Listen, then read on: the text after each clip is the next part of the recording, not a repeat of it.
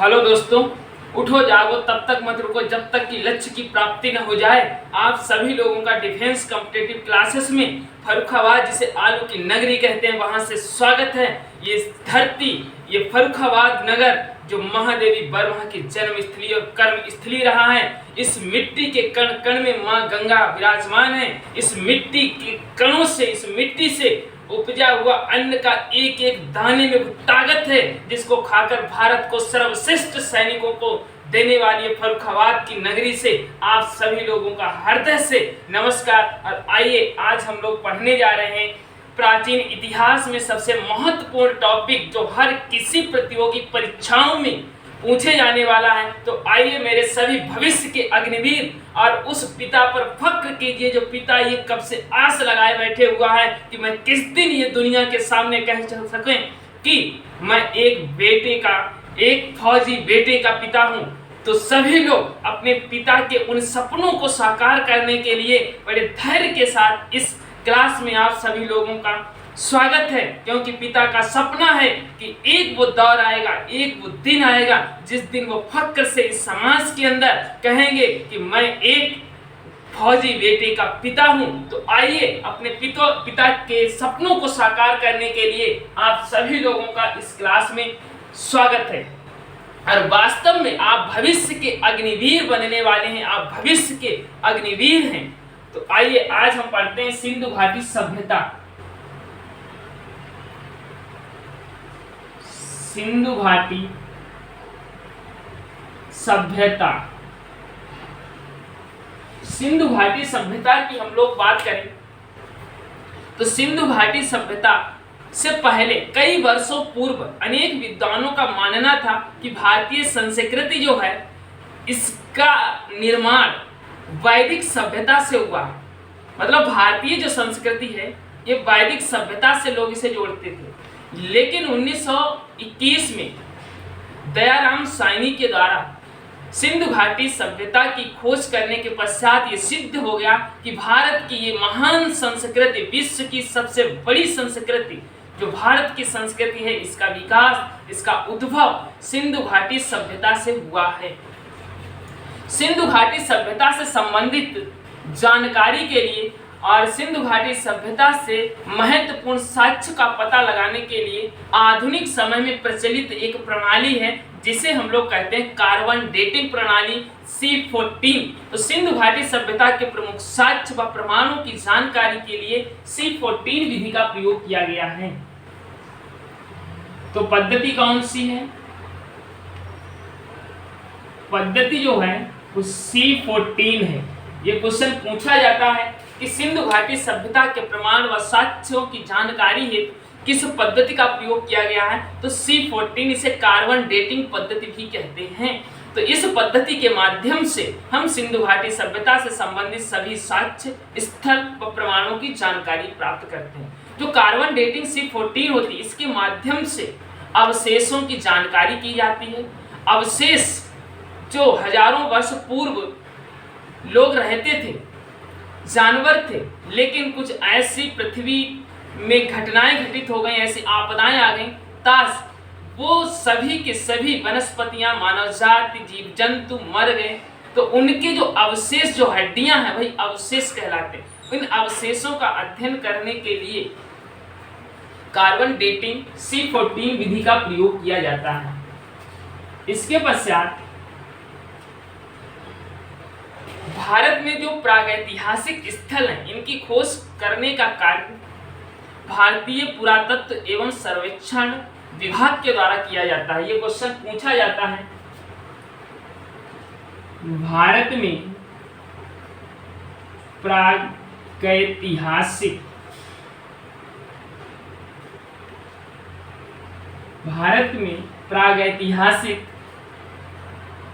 स्थलों की खोज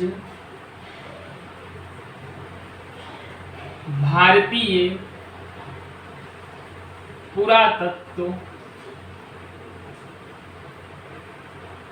एवं सर्वेक्षण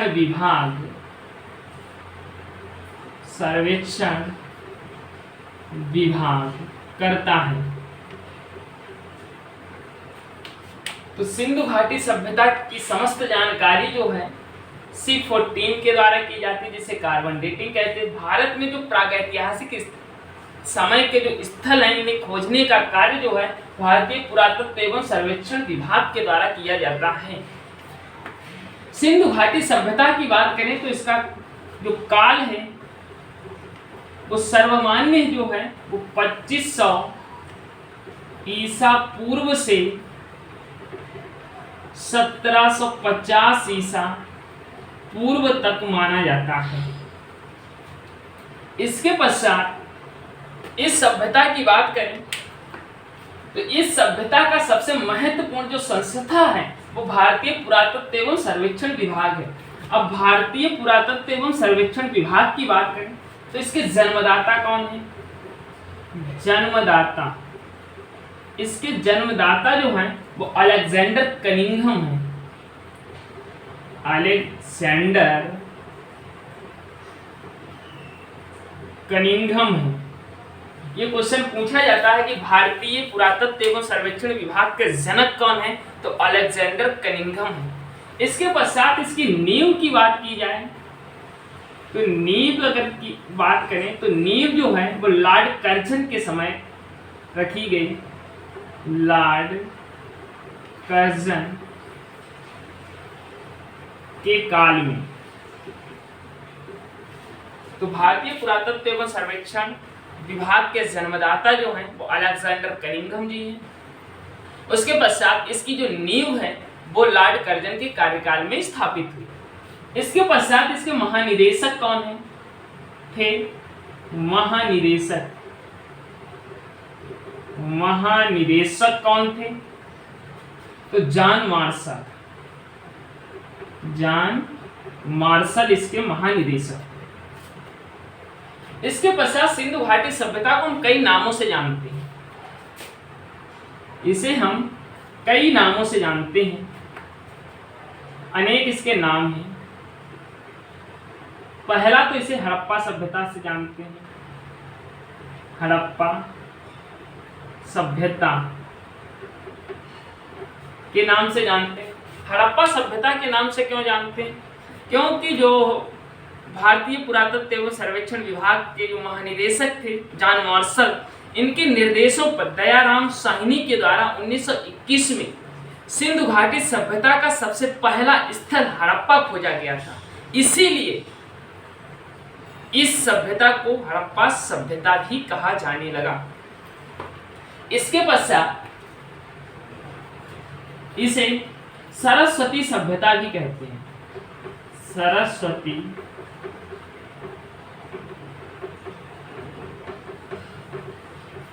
इसे सरस्वती सभ्यता भी कहा जाता है। सरस्वती सभ्यता क्यों कहा जाता है? 1947 से पहले की अगर हम बात करें तो सिंधु सभ्यता की केवल 40 बस्तियां खोजी गई। इसके पश्चात 47 के बाद स्वतंत्रता के पश्चात और वर्तमान में देखा जाए तो लगभग अब तक 1500 बस्तियां ज्ञात हो चुकी हैं। 1500, जिनमें से केवल 40 बस्तियां सिंधु नदी व उसकी सहायक नदियों के किनारे हैं, जबकि 1100 बस्तियां सरस्वती व उसकी सहायक नदियों के किनारे बसी हैं। लगभग 80% जो स्थल हैं, नगर हैं, वो सरस्वती नदी व उसकी सहायक नदियों के किनारे होने के कारण अनेक विद्वानों ने इसे सरस्वती सभ्यता कह दिया। इसके पश्चात इसे नगरीय सभ्यता कहते हैं। नगरीय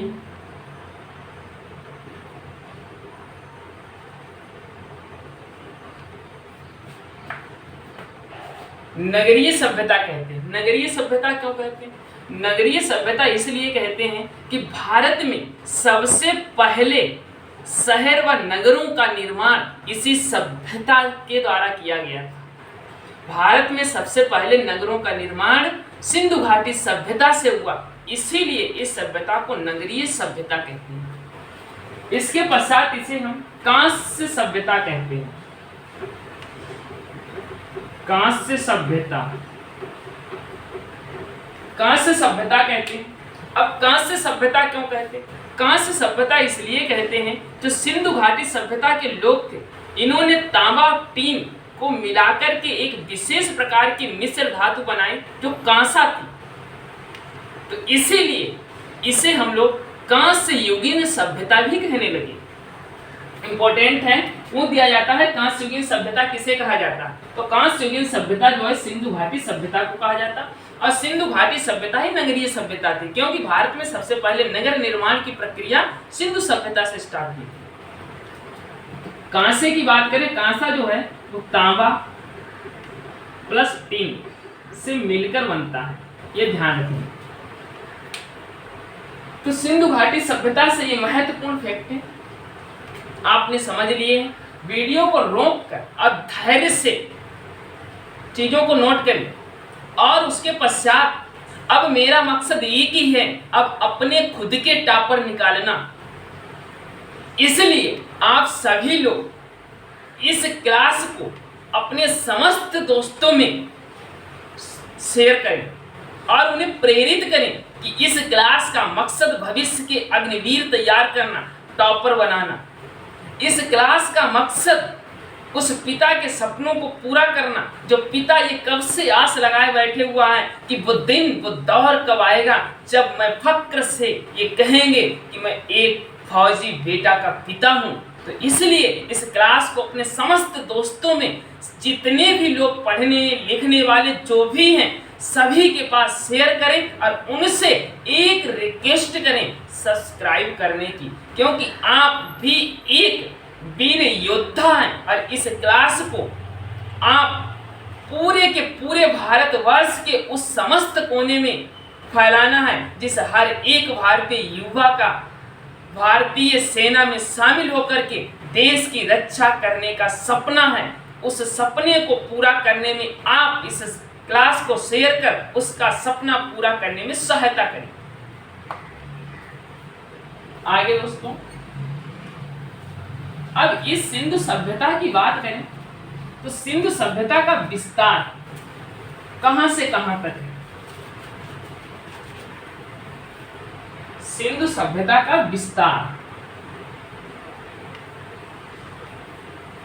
विस्तार की यदि हम लोग बात करें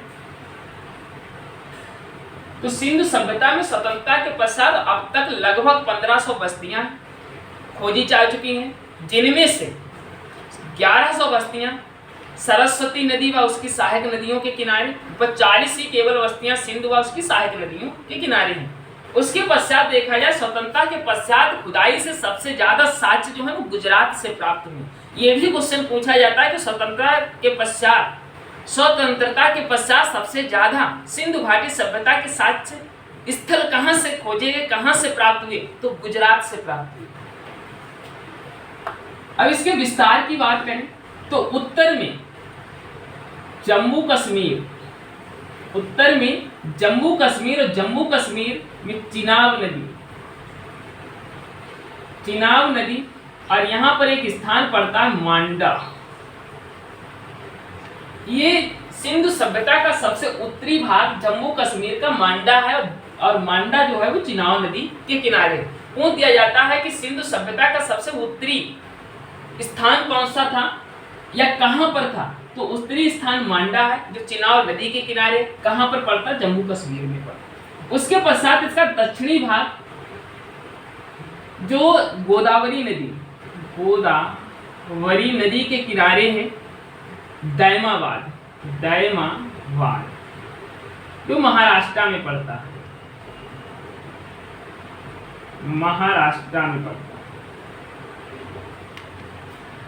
जम्मू कश्मीर के मांडा से लेकर दक्षिण में दैमाबाद की कुल जो सिंधु सभ्यता की दूरी है वो 1400 किलोमीटर है। वहीं अगर हम लोग पश्चिम की बात करें तो पश्चिम में बलूचिस्तान, और बलूचिस्तान में एक स्थान है सुतकांगेडोर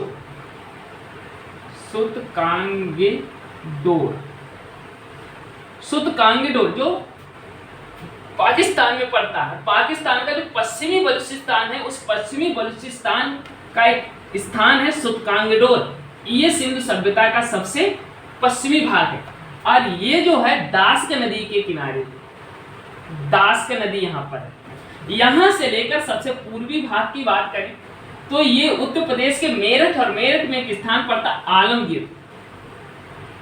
आलमगीरपुर। तो सबसे पूर्वी भाग कौन सा? आलमगीरपुर, जो मेरठ यूपी में पड़ता है। यहाँ पर एक नदी है हिंडन। ये भी पूछा जाता है कि आलमगीरपुर किस नदी के किनारे है, तो हिंडन नदी के किनारे है। यहाँ से यहाँ तक की टोटल इसकी हम लंबाई की बात करें तो 1600 किलोमीटर है। तो ये सिंधु सभ्यता का विस्तार है, उत्तर से दक्षिण और पश्चिम से पूर्व तक, जो आप लोगों ने समझ लिया। 1500 बस्तियां खोजेंगे, तो सबसे ज्यादा 1100 लगभग सिंधु सभ्यता की टोटल बस्तियों का 80% बस्तियां सरस्वती नदी व उसकी सहायक नदियों के किनारे, इसीलिए इसे हमने सरस्वती सभ्यता भी कहा था।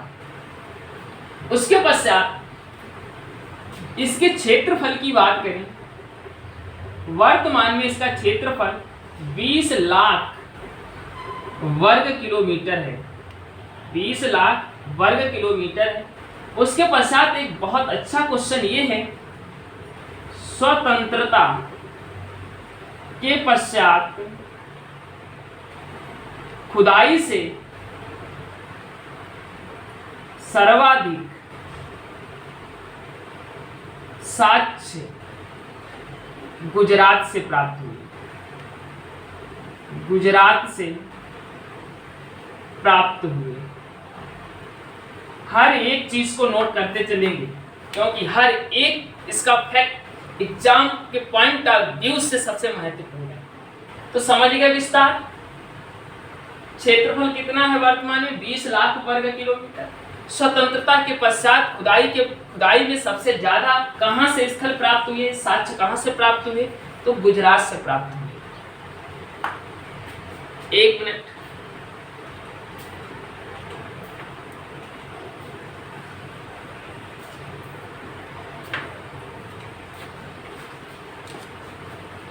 आगे हम लोग पढ़ते हैं इसके नगर नियोजन की क्या विशेषता है। यहां पर नगर किस प्रकार से बसाए गए, तो नगर नियोजन,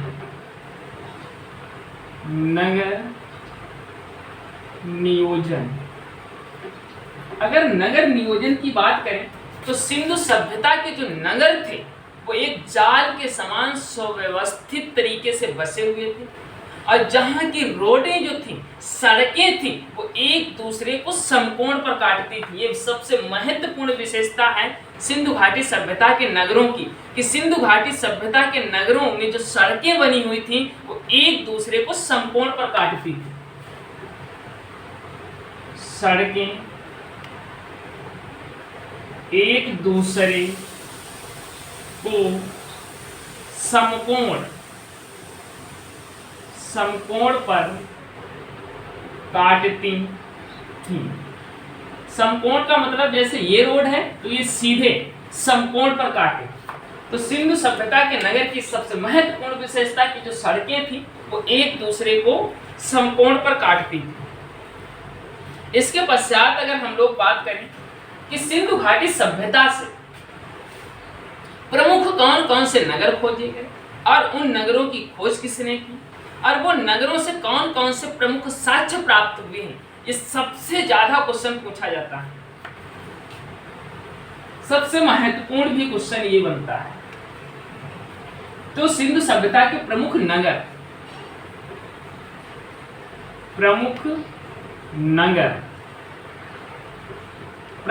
की बात करें तो सबसे पहला नगर है हड़प्पा नगर या हड़प्पा स्थल।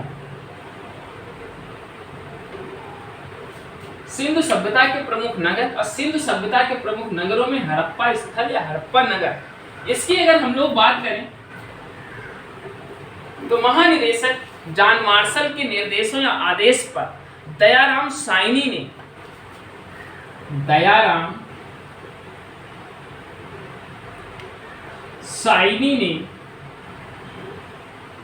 1921 में खोजा। 1921 में खोजा। इसके पश्चात ये सिंधु सभ्यता का दूसरा बड़ा स्थल है क्षेत्रफल की दृष्टि से। क्षेत्रफल की दृष्टि से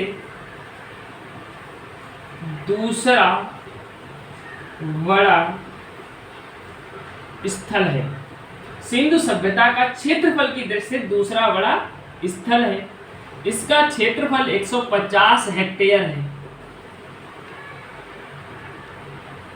150 हेक्टेयर है। 150 हेक्टेयर। उसके पश्चात जो हड़प्पा स्थल है ये वर्तमान में पाकिस्तान में पड़ता है। कहाँ पर है?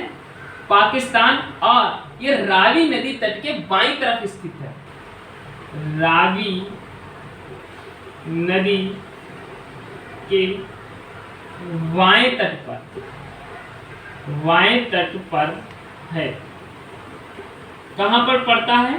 तो पाकिस्तान में पड़ता है।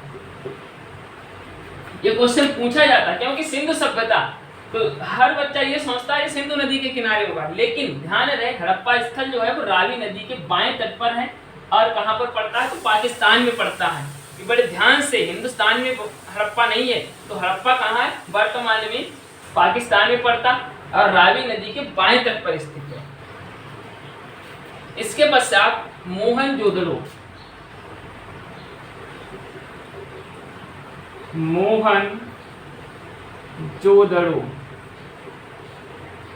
मोहनजोदड़ो की बात करें तो इसकी खोज की अगर बात करें तो राखलदास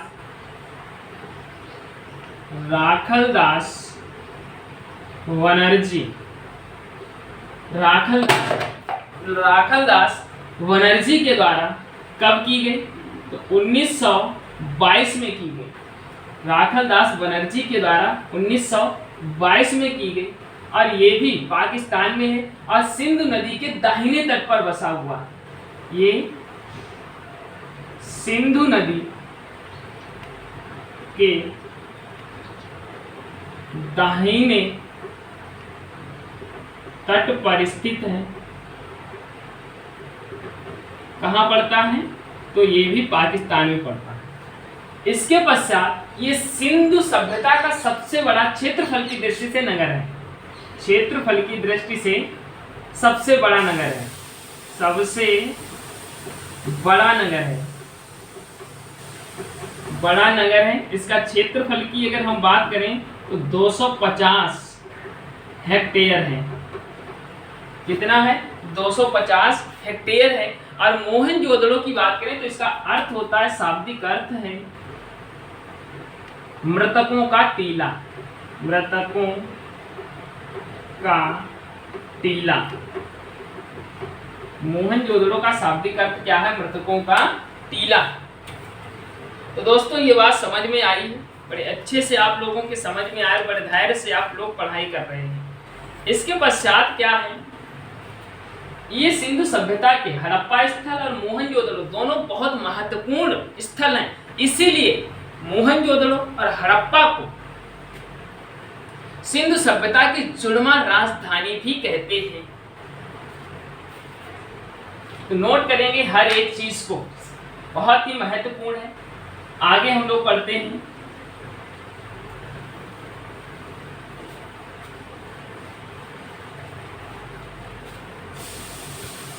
आगे अगला पॉइंट डालेंगे चहुदड़ो। एक स्थल है चहुदड़ो।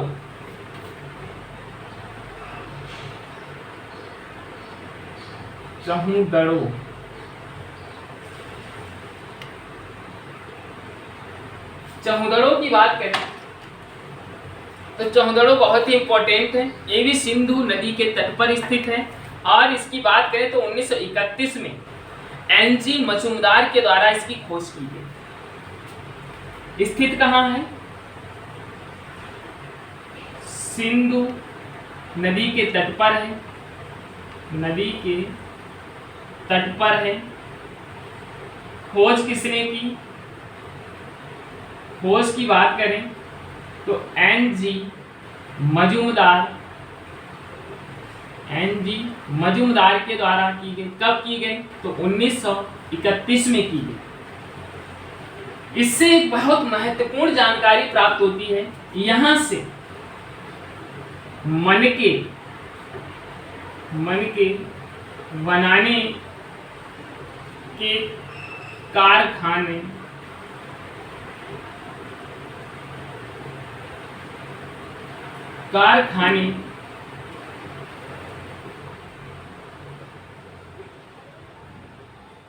के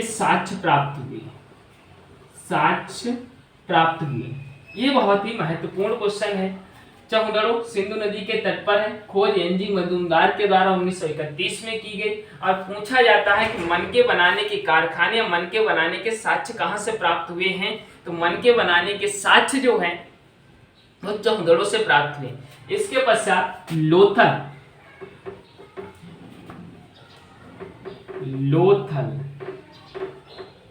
लोथल की बात करें तो गुजरात और गुजरात में एक नदी बहती है भोगवा। इस भोगवा के किनारे हैं। ये बहुत महत्वपूर्ण है। लोथल गुजरात में है और गुजरात में भोगवा नदी के किनारे पर है। यहां से भी अगर हम लोग बात करें, लोथल की भी अगर हम लोग बात करें तो इसकी खोज की अगर सबसे पहले बात कर ली जाए, खोज किसने की? तो खोज की है SR राव के द्वारा की गई है। कब की गई? तो 1954 में की गई। SR राव के द्वारा 1954 में की गई। भोगवा नदी के किनारे है, गुजरात में है। और यहाँ से भी अगर सबसे ज्यादा देखा जाए तो चावल के साक्ष्य प्राप्त हुए। क्वेश्चन सबसे महत्वपूर्ण है। चावल के साक्ष्य प्राप्त हुए। तो लोथल भोगवा नदी गुजरात में स्थित है। खोज SR राव के द्वारा की गई 1954 में। सबसे महत्वपूर्ण क्वेश्चन ये पूछा जाने वाला क्वेश्चन है कि चावल के साक्ष्य सिंधु सभ्यता के किस स्थल से प्राप्त हुए हैं? तो लोथल से प्राप्त हुए हैं। इसके पश्चात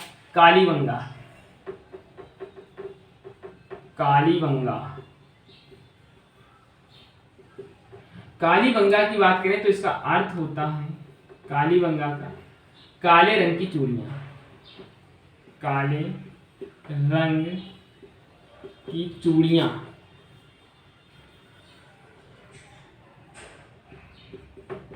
पूछ दिया जाता है कि इसका शाब्दिक अर्थ क्या है? तो काले रंग की चूड़ियां। ये कहां पर पड़ता है? तो राजस्थान के गंगानगर में। राजस्थान के गंगानगर में ये पड़ता है कालीबंगा। और यहां से सबसे महत्वपूर्ण है जुते हुए खेत के साक्ष्य प्राप्त हुए। सबसे महत्वपूर्ण ये पूछा जाता है। तो कालीबंगा से क्या प्राप्त हुआ? जुते हुए खेत के साक्ष्य। जुते हुए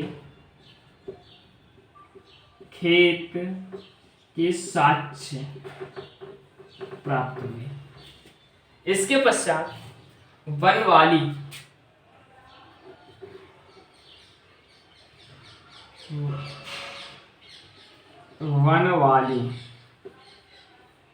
अगर वनवाली की बात करें तो हिसार। और हिसार कहाँ पड़ता है? तो हिसार जो है वनवाली, और वनवाली कहाँ पड़ता है? तो हिसार, और हिसार हरियाणा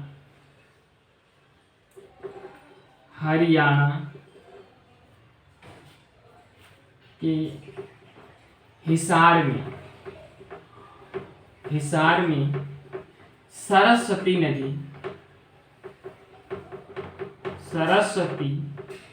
नदी के किनारे बसा हुआ स्थल है। तो वनवाली की बात करें, वनवाली जो हरियाणा के हिसार में सरस्वती नदी के किनारे बसा हुआ एक स्थल प्राप्त हुआ है। वनवाली की बात करें तो यहां से अगर देखा जाए तो मिट्टी से बना हुआ हल प्राप्त हुआ। सबसे महत्वपूर्ण ये क्वेश्चन है, किसका साक्ष्य मिला है? तो मिट्टी से बना हुआ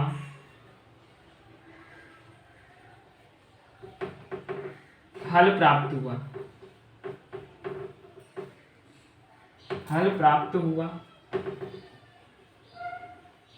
उसके बाद जौ भी प्राप्त हुआ, जौ, और इसे वेदों में यव कहा जाता था, तो जौ भी प्राप्त हुआ। तो बनवाली कहाँ है? हिसार हरियाणा में सरस्वती नदी के किनारे बसा हुआ है। इसके पश्चात यहाँ से मिट्टी से बना हुआ हल का साक्ष्य प्राप्त हुआ, हल प्राप्त हुआ, और इसके पश्चात यहाँ पर जौ भी प्राप्त हुआ, और जौ को वेदों में यव कहा जाता है।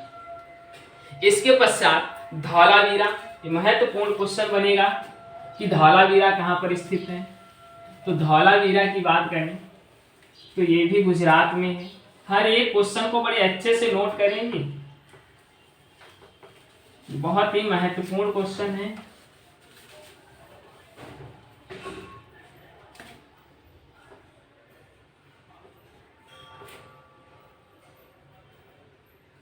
धौलावीरा, धौलावीरा कहाँ है? तो गुजरात के कच्छ में, गुजरात के कच्छ में स्थित है, स्थित है।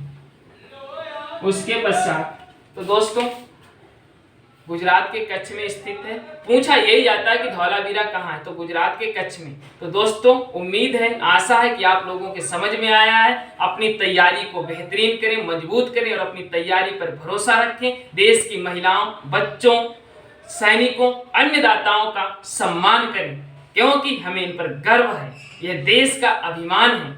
जय हिंद, जय भारत।